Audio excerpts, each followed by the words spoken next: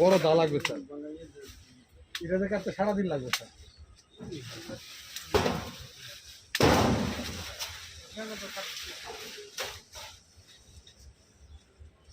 আমাদের সে বড় হাতওয়া নাই, আসলে তো স্যার নাই, সময় আছে জানি না স্যার। ওই কলারটা এগুলো কেটে নেন, কলারটা এগুলো।